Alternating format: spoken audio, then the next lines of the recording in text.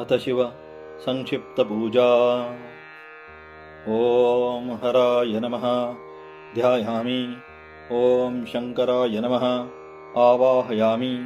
ॐ अजाय नमः पाद्यं समर्पयामि। ॐ पशुपतये नमः अर्घ्यं समर्पयामि।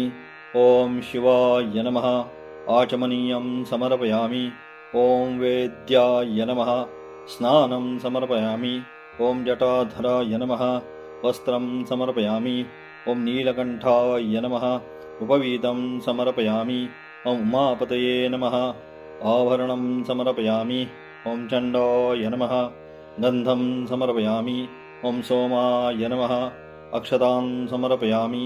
ॐ चन्द्रशेखराय नमः पुष्पं समर्पयामि। ॐ महादेवाय नमः नैवेद्यं समर्पयामि। ॐ गङ्गाधराय नमः ताम्बूलं समर्पयामि। ॐ मङ्गलप्रियाय नमः नीराञ्जनं समर्पयामि। ॐ जगन्नाथाय नमः मन्त्रपुष्पं समर्पयामि। ॐ वेद्याय नमः प्रदक्षिणान् समर्पयामि।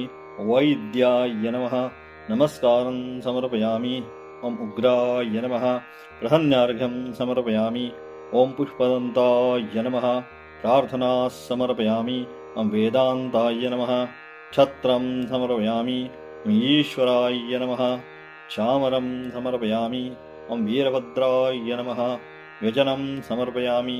ॐ कपर्दिने नमः दर्पणं समर्पयामि। ॐ वृषभाय नमः आन्दोलिकां समर्पयामि।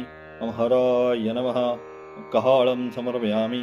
ॐ रुद्राय नमः तालं समर्पयामि। ॐ शिवाय नमः मृदङ्गसेवनं समर्पयामि। ॐ सर्वेश्वराय नमः सर्वोपचारपूजां समर्पयामि नमस्करोमि।